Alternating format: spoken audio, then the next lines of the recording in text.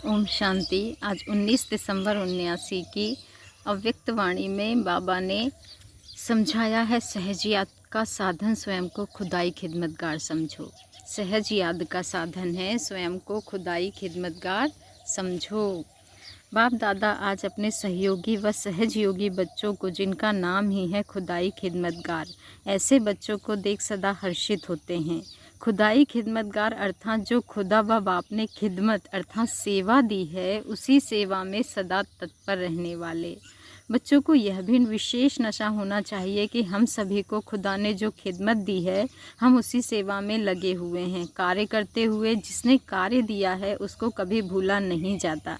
चाहे स्थूल कर्तव्य भी करने हो, लेकिन यह कर्मणा सेवा भी खुदाई खिदमत है।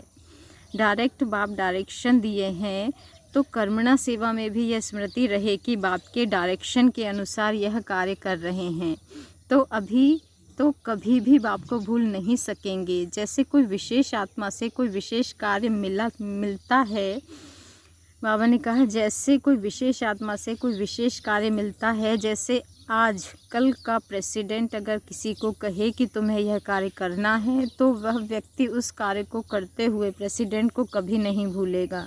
सहज और स्वतः ही उसकी याद रहेगी, ना चाहते हुए भी सामने वही आता रहेगा। ऐसे आप सबको यह कार्य ऊंचे ते ऊंचे बाप ने दिया, कार्य करते हुए देने वाले को भूल कैसे सकेंगे। तो सहज याद का साधन है, क्या साधन है बच्चे? सहज याद का साधन है सदा स्वयं को खुदाई खिदमतगार समझो। क्या समझो? खुद को खुदाई खिदमतगार।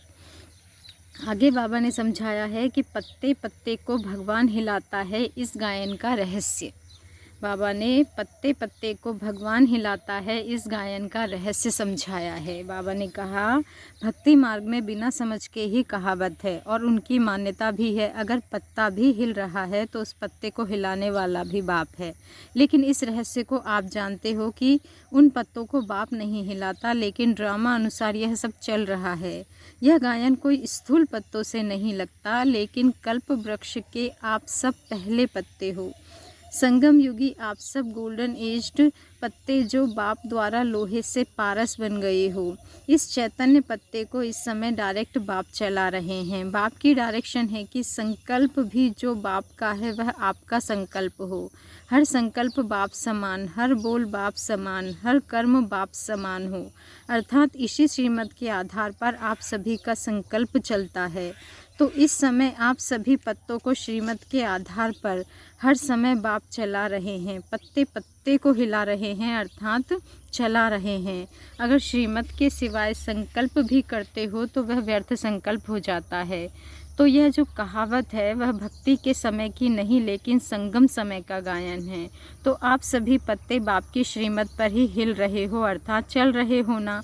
ऐसे ही चल रहे हो ना, चलाने का काम भी बाप का।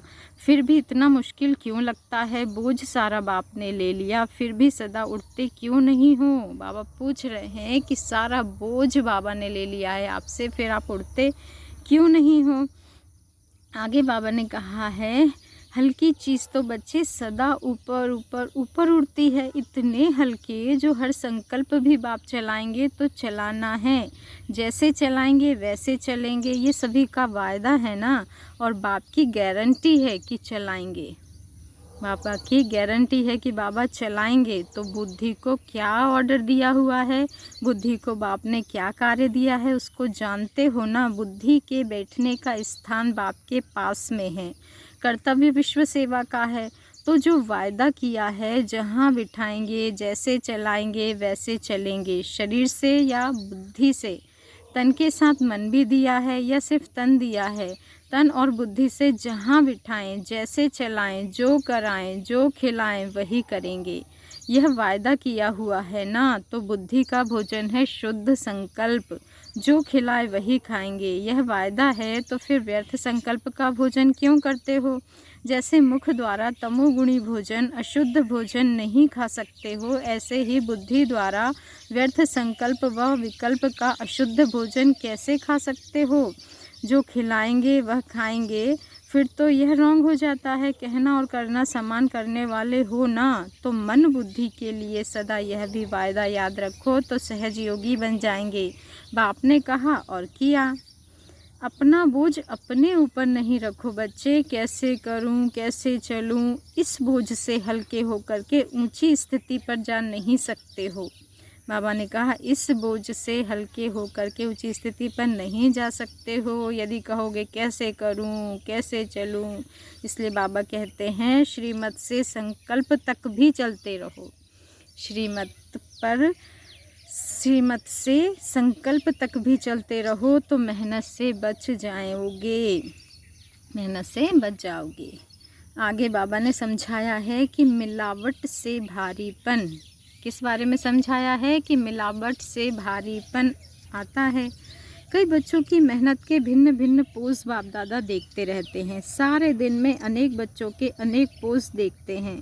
ऑटोमेटिक कैमरा है, साइंस वालों ने सब वतन से ही तो कॉपी की है। कभी वतन से आकर देखना क्या क्या चीज़ें वहाँ हैं, जो चाहिए वह हाजिर मिलेगी। आप सब कहेंगे कि मंगाओ। बाप पूछते हैं वतन को देखना चाहते हो या रहना चाहते हो? ट्रायल करेंगे। शक है क्या जो ट्रायल करेंगे?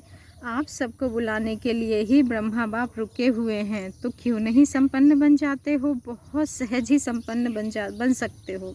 लेकिन द्वापर से मिक्स करने के संस्कार बहुत रहे हैं। पहले पूजा में मिक्स किया, देवताओं को बंदर का मुंह लगा दिया, शास्त्रों में मिक्स किया है, जो बाप की जीवन कहानी में बच्चे की जीवन कहानी मिक्स की।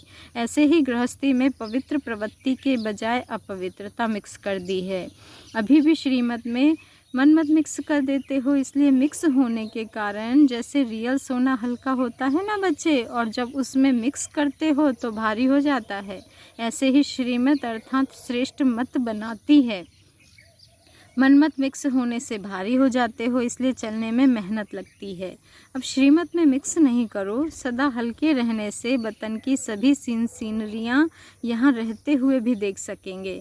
ऐसे अनुभव करेंगे जैसे इस दुनिया की कोई भी सीन स्पष्ट दिखाई देती है। सिर्फ संकल्प शक्ति अर्थात मन और बुद्धि सदा मनमत से खाली हो। क्या कंडीशन रखी है बाबा ने कि संकल्प शक्ति जो है बच्चे, वह मन और बुद्धि सदा मनमत से खाली रखो। मन को चलाने की आदत बहुत है ना, एकाग्र करते हो फिर भी चल पड़ता है, फिर मेहनत करते हो, चलाने से बचने का साधन है। क्या बाबा ने बताया कि चलाने से बचने का साधन है। जैसे आजकल अगर कोई कंट्रोल में नहीं आता है ना, बहुत तंग करता है, बहुत उछलता है या पागल हो जाता है, तो उसको ऐसा इंजेक्शन लगा देते हैं जो वह शांत हो जाता है। तो ऐसे अगर संकल्प शक्ति आपके कंट्रोल में नहीं आती तो अशरीरी भव का इंजेक्शन लगा दो। कौन सा इंजेक्शन लगा दो? अशरीरी भव का इंजेक्शन लगा दो। बाबा ने कहा बाप के पास बैठ जाओ तो संकल्प शक्ति व्यर्थ नहीं उछलेगी। बैठना भी नहीं आता है क्या? सिर्फ बैठने का ही काम दिया है और कुछ नहीं। अभी तो समझ रहे हैं कि बहुत सहज है, बुद्धि का लगाम दे करके फिर ले लेते हो, इसलिए मन व्यर्थ की मेहनत में डाल देता है। व्यर्थ मेहनत से छूट जाओ। बाप को बच्चों की मेहनत देख तरस तो पड़ेगा ना, बाप को बच्चों की मेहनत देख तरस तो पड़ेगा ना। आगे बाबा ने समझाया है साहिब बीबी और गुलाम के बारे में। साहिब बीबी और गुलाम। बाप कहते हैं हर बच्चा बाप के साथ तख्त पर आराम से बैठ जाओ। तख्त नशीन होकर अपनी स्थूल शक्तियों और सूक्ष्म को अर्थात कर्मेंद्रियों को और मन बुद्धि संस्कार सूक्ष्म इन शक्तियों को भी ऑर्डर से चलाओ। तख्त नशीन होंगे तो ऑर्डर चला सकेंगे। तख्त से ऊपर बाबा ने कहा तख्त से नीचे उतर ऑर्डर करते हो, इसलिए कर्मेंद्रियां भी मानती नहीं है। आजकल कांटों की कुर्सी की भी हलचल कर रहे हो। आपको तो तख्त नशीन की ऑफ़र है, फिर भी क्यों नीचे आ जाते हो? नीचे आना अर्थात सर्वेंट बनना। किसका सर्वेंट? अपने ही अनेक कर्मेंद्रियों के सर्वेंट के भी सर्वेंट हो जाते हो, इसलिए मेहनत करते हो। ईश्वरीय सर्वेंट बनो, ईश्वरीय सेवाधारी बनो, सर्वेंट के भी सर्वेंट नहीं बनो। ईश्वरीय सेवा तख्त पर बैठे हुए भी कर सकते हो बच्चे, फिर नीचे आने की ज़रूरत नहीं है। आप अपने साथ बिठाना चाहते हैं लेकिन करते क्या हो? बाबा ने कहा बाप अपने साथ बिठाना चाहते हैं लेकिन करते क्या हो बच्चे आप लोग? संगम युगी साहेब और बीबी बनने के बजाय गुलाम बन जाते हो। तो सच्चे साहिब की सच्ची बीबियाँ बनो। क्या करो? सच्चे साहिब की सच्ची बीबियाँ बनो, गुलाम नहीं बनो जो सदा सबकी नज़र से बची हुई पर्दा पोश में रहती हैं। उन पर किसी की नज़र नहीं पड़ती तो माया से पर्दापोश और साहिब के साथ बैठ जाओ। कितनी सुंदर लाइन कही बाबा ने कि माया से पर्दापोश और साहिब के साथ बैठ जाओ तो सभी गुलाम आपकी सेवा में हाजिर रहेंगे। समझा क्या करना है? आज मेहनत से किनारा कर दो, सदा सहजयोगी तख्त नशीन बाप के साथ साथ बैठ जाओ। अभी गुजरात और इंदौर आया है ना, तो पर्दे पोश हो जाओ, अर्थात इंडोर हो जाओ, अंदर चले जाओ। इंदौर वाले तो सदा इंडोर रहते हैं ना, बाहर तो नहीं आते हैं ना। हर एक जोन अपना अपना विस्तार अच्छा ही कर रहे हैं। गुजरात ने हॉल तो फुल कर दिया है, अभी गुजरात वालों को फुल करो और जल्दी फिर वतन में आराम से बैठेंगे। अब तो समय के प्रमाण ब्रह्मा बाप बच्चों का आह्वान कर रहे हैं। गुजरात वाले क्या करेंगे? गुजरात वाले बड़े आवाज़ वाले माइक यहाँ लाओ, स्थूल वाले माइक नहीं, चैतन्य माइक, ऐसे पावरफुल माइक के सेट लाओ जो प्रत्यक्षता का आवाज़ बुलंद करे। अच्छा, इंदौर जोन क्या लावेगा? इंदौर जोन जाने, बाबा ने कहा इंदौर जोन ऐसे पावरफुल टीवी सेट लाओ जिस द्वारा विश्व को विनाशकाल स्पष्ट दिखाई दे और भविष्य उज्जवल दिखाई दे। समझा क्या करना है? ऐसे ऐसे व्यक्तियों को तैयार करो जिनके अनुभव की टीवी द्वारा दुनिया को विनाश और स्थापना का साक्षात्कार हो जाए। तो दोनों ही जोन ऐसे सेट तैयार करके आना। अच्छा, ऐसे खुदाई खिदमतगार, सदा मेहनत से मुक्त, सदा युक्ति युक्त संकल्प और कर्म करने वाले, सदा बाप की श्रीमत प्रमाण हर संकल्प और कर्म करने वाले, सदा बाप की श्रीमत प्रमाण हर संकल्प और हर कर्म करने वाले, सदा कहने और करने को समान बनाने वाले, ऐसे सदा बाप के साथी बच्चों को बाप दादा की याद, प्यार और नमस्ते। ऐसे प्यारे प्यारे मीठे मीठे रूहानी बाबा को भी हम बच्चों की दिल व जान सिकवा प्रेम से याद, प्यार, मीठी मीठी याद, प्यार, गुड मॉर्निंग और नमस्ते। शुक्रिया बाबा, शुक्रिया।